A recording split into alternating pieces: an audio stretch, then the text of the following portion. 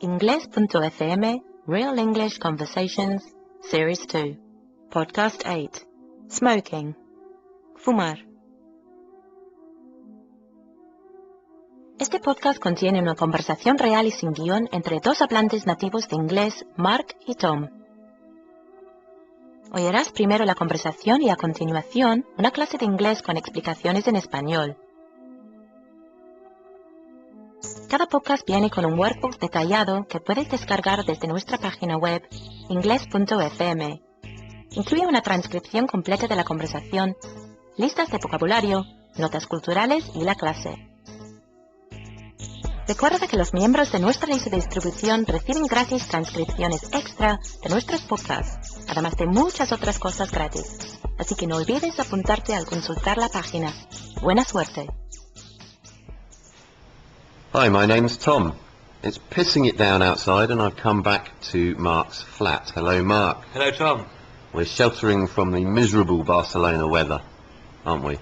Very uncharacteristic for mid-September, but it's chucking it down with rain. Okay, and today we're going to talk all about smoking, but smoking tobacco. We talked about cannabis in another podcast. Today is all about tobacco. So, 1 billion people smoke tobacco, or a third of the adults in the world. It's obviously a very popular pastime or habit, isn't it? Yeah, seems so. And through the years, the intake of nicotine, the drug, from tobacco has come in various forms. In the 18th century it was snuff that you stuck up your nose, and then cigars, and then cigarettes in the 20th century became popular. And also other means of smoking tobacco are pipes, including chillums, hookahs and bongs. Have you ever used a bong to smoke tobacco? No, not tobacco. No, nor have I. Nicotine, the drug, is more addictive than cocaine and heroin, pound for pound.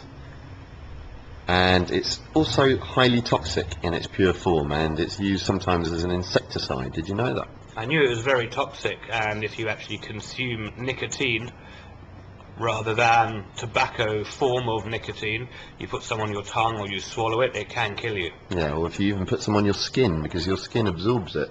So if you accidentally drop some pure nicotine on your skin, I think you can die. Anyway, very dangerous drug. So, let's look a little bit at history. Can you tell us about the history of smoking? I think the practice has been traced back to about 5000 BC, so about 7,000 years ago, where it was used in shamanistic rituals to help achieve trances and to commune with the spirit world. And it's also evolved for incense burning purposes. Okay. In what way? They started burning tobacco and then as incense. I think that's probably how they did. Yeah, in certain religious ceremonies, so maybe not only shamanistic, but in group ceremonies, they would burn tobacco in a fire on the floor to act as an incense, along with other hallucinogenic drugs to induce mass trances. And who introduced the Europeans to this deadly drug? I reckon it was the Spanish. Was it? After they discovered the New World, it was one of the main crops, one of the main products that they brought back from their new discoveries and introduced to Europe in the early 15th century. Okay, and it quickly spread, didn't it, the rest of the world? But actually the Arabic population in the Middle East, they were smoking lots of cannabis before tobacco, so they were all cannabis heads before tobacco arrived. I didn't know that before researching this. Different forms of trance in different societies. Okay, so let's look a little bit more at the statistics, and these are mainly from the World Health Organization, or WHO. We've already said 1 billion people smoke. Now, where do you think the majority of these people are? China? Yeah, 300 million in China alone. It's a gold mine for the tobacco companies. 10 million fags are sold every minute, and 35% of men in developed countries on average, and 50% of men in developing countries now smoke, although it is finally declining.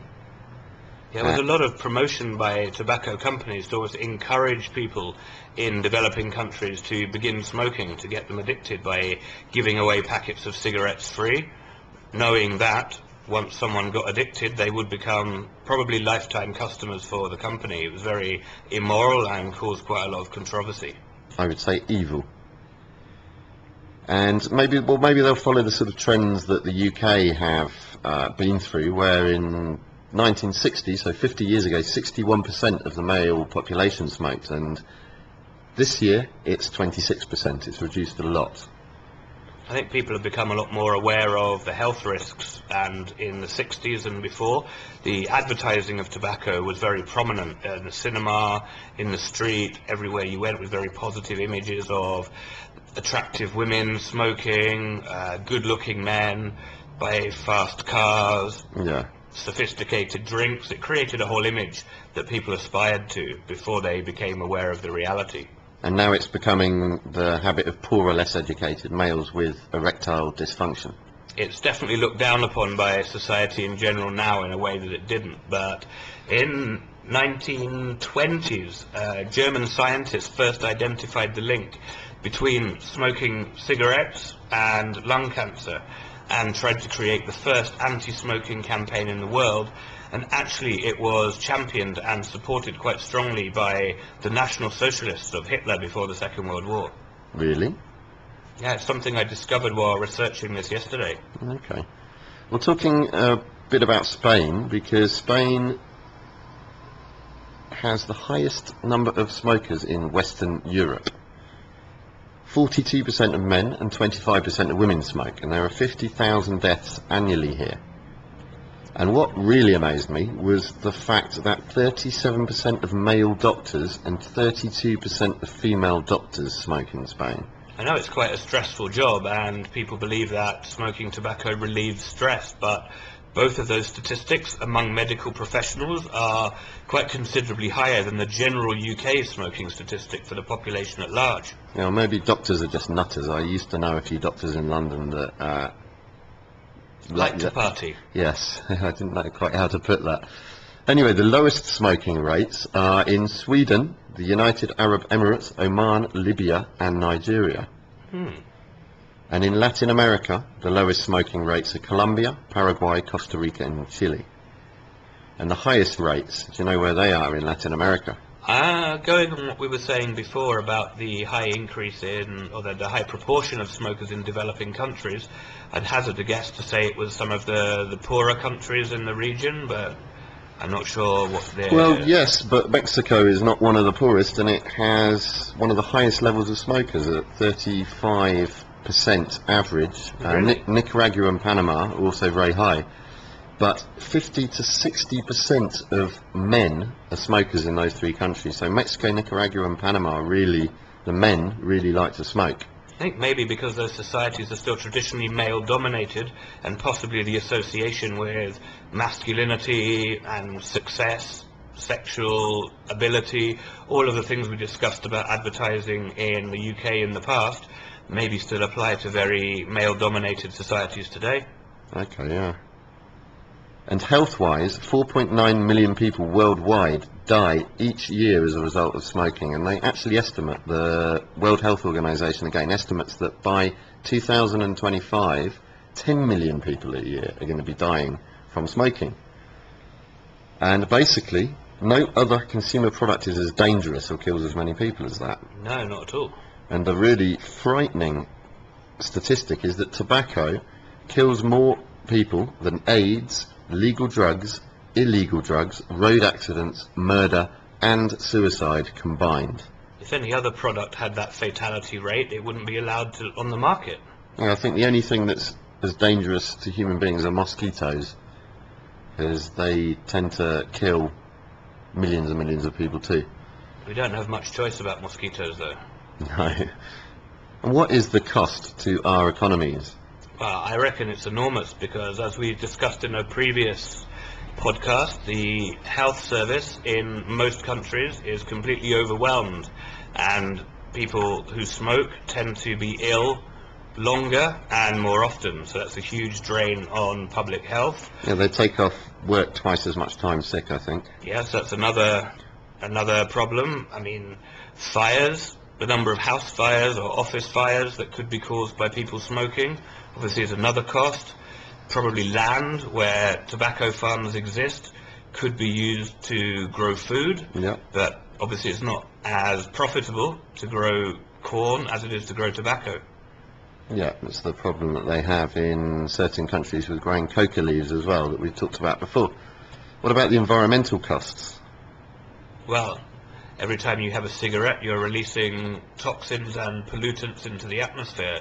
So 1 billion people a day smoking 20 cigarettes, possibly more each, just from cigarettes alone. Smoking them has probably a huge cumulative effect on the atmosphere. Not just the cigarette butts everywhere, so there's litter everywhere. In Australia, the turtles used to choke on cigarette butts that floated into the harbour. I remember they had the ashtrays. Every rubbish bin in the street would be equipped with an ashtray, because the idea was that all the rubbish from the streets would be washed down into the harbour, so people were actively encouraged to use these ashtrays and not put their cigarette butts on the floor or throw them into the road. And in the UK, what are the current smoking laws? In the summer of 2007, they had more or less a total smoking ban in all public places.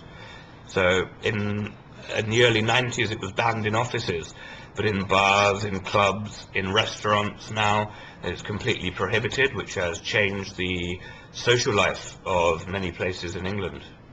Yeah, well, a lot of people that couldn't go to pubs before, didn't want to because of the smoke, now go, and a lot of people that only like to smoke when they drink stay at home, so it's just kind of changed the clientele that are going to pubs, I think, a little bit. And what about Spain? Spain, the law changed about the beginning of 2006, end of 2005, and again, it was outlawed in public buildings and offices, which for me was very strange. When I first came to Spain, going into a bank to open a bank account and seeing the bank employee smoking at his or her desk when it had been outlawed in the UK several years before, it was a big culture shock. But now they're looking at maybe increasing the coverage of the ban to bring it more into line with the UK and some other European countries. Probably, I think, maybe the beginning of next year or the year after. Well, yeah, the government keeps changing. It was supposed to happen this summer, actually, in summer 2010, but now the talk is of the ban beginning on January the 1st, 2011. So we'll see how that changes famous Spanish bar culture, because it will be interesting. It'll be very different if it turns into England. And we might have to go back to England then. And interestingly, in Latin America, Colombia, Mexico and Uruguay do have total indoor bans. Now, I don't know whether they're upheld. Maybe some of you listening from there can leave a comment and let us know. And in Buenos Aires, I think there's specific laws in Buenos Aires that ban it in small bars. So it's sort of the opposite to Spain, where small bars can bypass the law. Yeah, I think in Buenos Aires, small bars have to uphold the ban. Yeah, small bars here can more or less choose. The owner can choose whether he wants a non-smoking bar or a smoking bar. Okay. So the laws through time have changed, basically, with society's attitude, and it's very interesting that in the past, you mentioned before that, you know, it was associated with being very cool and masculine and everything else. It's also in various times been seen as, you know, holy even, and so very sophisticated, and at the same time as being seen as a deadly health hazard, it's also been seen as a panacea, which is a word for a type of cure, or a cure of all ills. And so society's attitudes towards smoking have totally changed, you know, swung one way and the other. And smoking has been linked to great happiness, fitness, wealth, power and sexual success. But in reality, it's proven now that it leads to sickness, premature death and sexual problems. Yeah, you can see this in films, the way that the attitude towards tobacco has changed. In films in the 50s and 60s, the hero and heroine were always smoking cigarettes, but now if you look at films, predominantly the bad character, the evil character, or the troubled character are the only ones that smoke cigarettes, but they will only take 2 puffs and then extinguish it. Yeah, it seems like an absolute age since we were smoking on planes and buses when we were teenagers. You know, I remember people smoking on aeroplanes, and it's unthinkable nowadays, isn't it, really? Yeah, I remember going to the back of the plane when I was going to Mexico. Had a non-smoking seat near the front, but would go to the back of the plane, smoke and return to my seat. Or people smoking on London buses when I was travelling to school in the 80s. And nowadays, if you smoke in the toilet and have a sneaky fag on your flight, you will find yourself arrested and in handcuffs when you arrive at your destination. Quite a change in Indeed. a short time. And also the advertising sponsors in sports, that was very evident when we were younger with snooker matches and Formula One racing. They were all driving around big cigarette packets, weren't they, as Yeah. cars? And Embassy and Benson Hedges used to sponsor major snooker tournaments. Dunhill used to sponsor many golfing tournaments. But now there are only 2 circuits in the world, in Monaco and I think maybe in Shanghai in China, are the only 2 Formula One circuits in the world where tobacco advertising, tobacco sponsorship is still allowed to be portrayed, because those countries don't have bans on tobacco advertising. Okay. So giving up is very hard. I am a serial giver-upper, if that exists. I've given up several times a year for many years, and I gave up again 5 weeks ago, but this time is different. And I've had chronic insomnia and lots of different other side effects, but I'm feeling a lot healthier now. What about you? I've tried a couple of times in the past, and it's contradictory, but I've been successful. But I've always gone back. So, for example, I did give up for about 6 months without craving a cigarette, without missing it. But I was living in complete isolation in the Highlands of Scotland with my parents, who are non-smokers, which made it easier. But once I re-entered normal society among smokers, it was very easy for me to go back to my old ways. Okay. And what are the best ways to give up? I mean, there's a few different techniques that I've used, you've used, that people generally use. What are they? Well, I wouldn't know if there's a best technique, because you've finally managed it and I haven't. So, for example, my parents, many years ago, they gave up by willpower alone. They just decided to stop smoking, did, and have never smoked again. Other people use nicotine replacement therapy, or NRT, for example, nicotine patches, nicotine chewing gum, to slowly reduce the amount of nicotine their body intakes, and then the idea is that they will then quit, give up completely. And then, of course, there's hypnotism. Quite a few people I know have tried to give up using that method, but I'm not so sure about the effectiveness of that. A lot of people that we knew, especially at university, tried a novel way of giving up smoking in their mind. They just stopped buying cigarettes, but would ask all of their friends for 1 cigarette from each friend. But in their mind, they'd given up because they weren't actually buying cigarettes anymore. And you loved that, didn't you? Well, you get that a lot on the streets here as well, people that you don't know asking you for cigarettes. Yes. Better give up then, Mark. I was hypnotised in Australia, and it worked for about 3 weeks, and then I got a bit drunk one day and smoked a lot of cigarettes, and I forgot I'd been hypnotised, I think. Anyway, what's the future? Will we only be able to smoke in our own homes?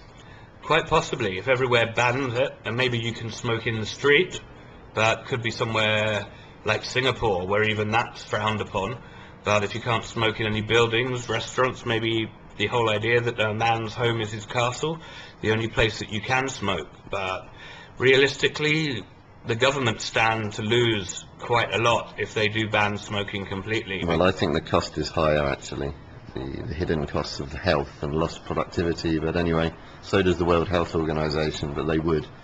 Yeah, well, World Health. But the amount of money that the UK government alone gets from tobacco duty, because the price of cigarettes in England is so high, they would have to make that money up in some other way. So possibly they will end up raising taxes for smokers and non-smokers alike to compensate for the loss, whereas at least now that money is coming from smokers who voluntarily choose to buy cigarettes and other tobacco.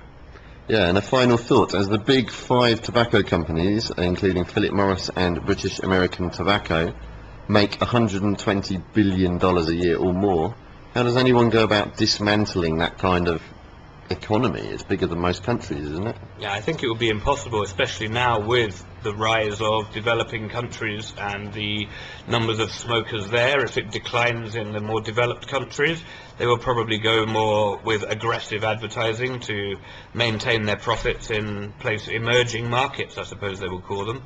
Okay, well, we'll see what happens in Spain come next year. It will be an interesting experiment. Thanks for joining us. Bye-bye. Bye-bye.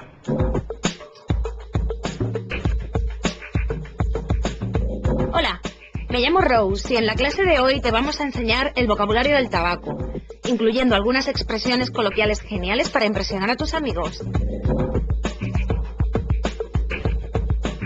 Al final de esta lección podrás sonar exactamente como un hablante nativo. La clase está dividida en dos partes. La primera incluye vocabulario aceptable en general que puedes usar con cualquiera.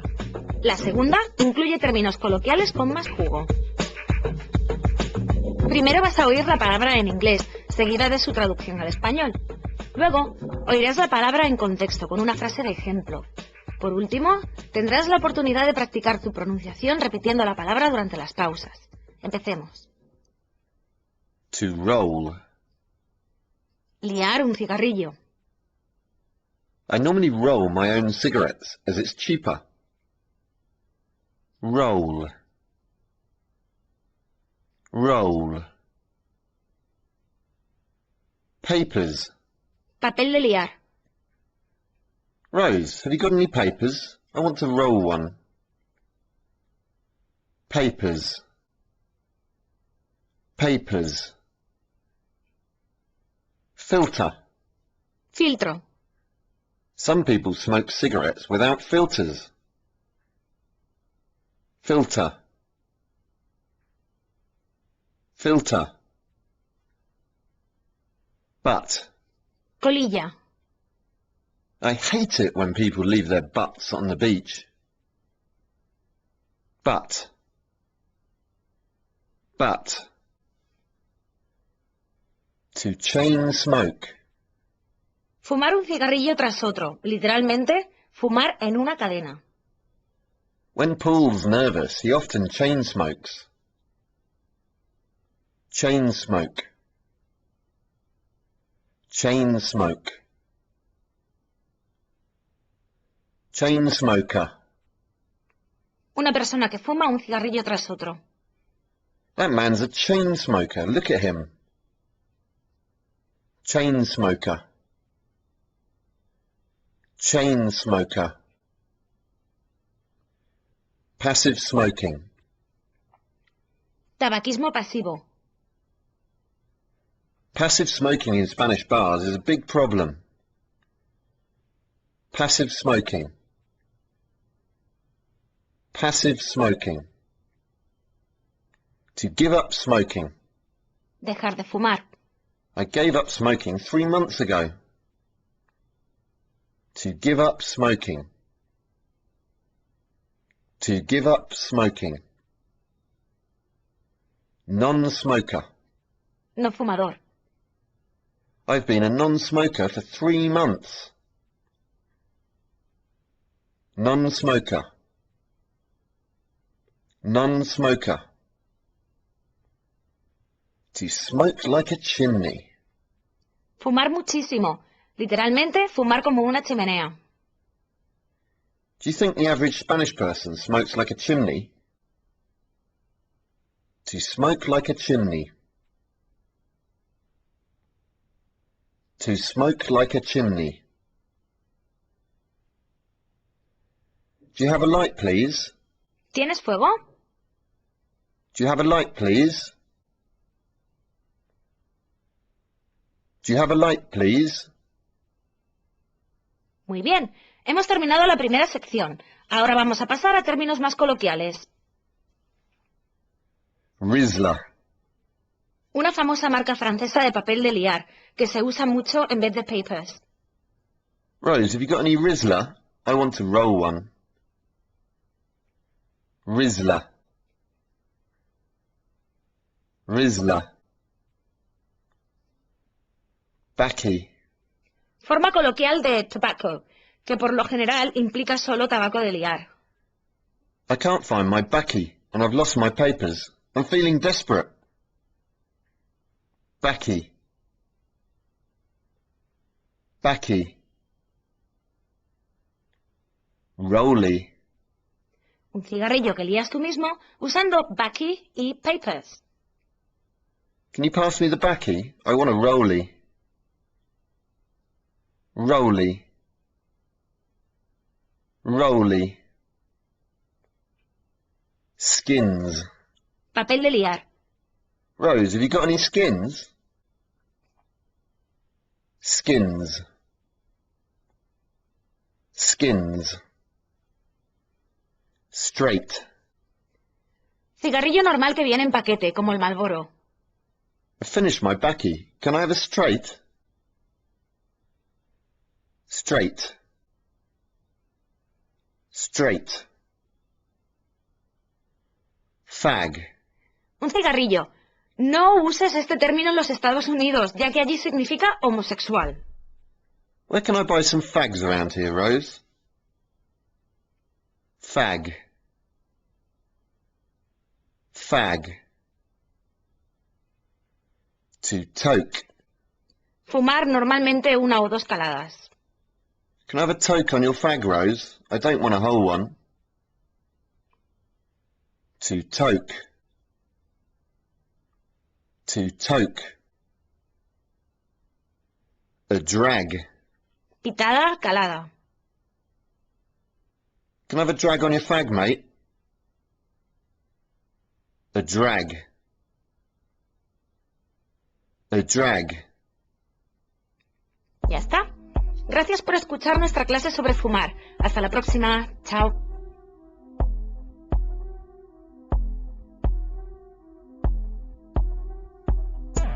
Gracias por acompañarnos con este podcast de Ingles.fm.